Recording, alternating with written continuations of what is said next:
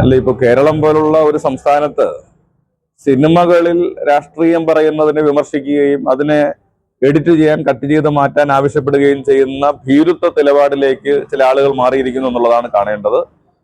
ഇടതുപക്ഷത്തെ വിമർശിക്കുന്ന സിനിമകളുണ്ട്, വലതുപക്ഷത്തെ വിമർശിക്കുന്ന സിനിമകളുണ്ട്. അതെല്ലാം ആ സ്പിരിറ്റിൽ കാണുക എന്നുള്ളതാണ് മലയാളികളുടെ പാരമ്പര്യം.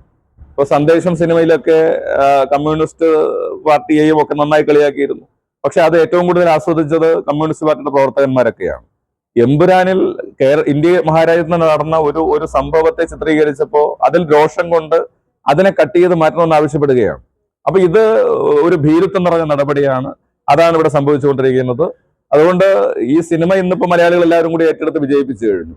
കാണേണ്ടതെല്ലാവരും കണ്ടു കഴിഞ്ഞു. യാഥാർത്ഥ്യങ്ങൾ എല്ലാ കാലത്തും കണ്ടുകൊണ്ടേയിരിക്കും. അത് എങ്ങനെ കട്ട് ചെയ്യാൻ ശ്രമിച്ചാലും അത് നിലനിൽക്കുന്ന കാര്യത്തിൽ തർക്കമില്ല. അതുകൊണ്ട് ഈ വിവാദമുണ്ടാക്കുന്ന ആളുകൾ ആഗ്രഹിക്കുന്നത് കട്ട് ചെയ്യുന്നതിലൂടെ വസ്തുതകൾ മറച്ചു വെക്കപ്പെടും എന്നുള്ളതാണ്. അത് അവരുടെ മിഥ്യാബോധമാണ്. ആ മിഥ്യാബോധം എന്നും അവരെ ഭരിച്ചുകൊണ്ടിരിക്കുന്ന ഒന്നാണ്. അതങ്ങനെ തന്നെ നിന്നോട്ടെ.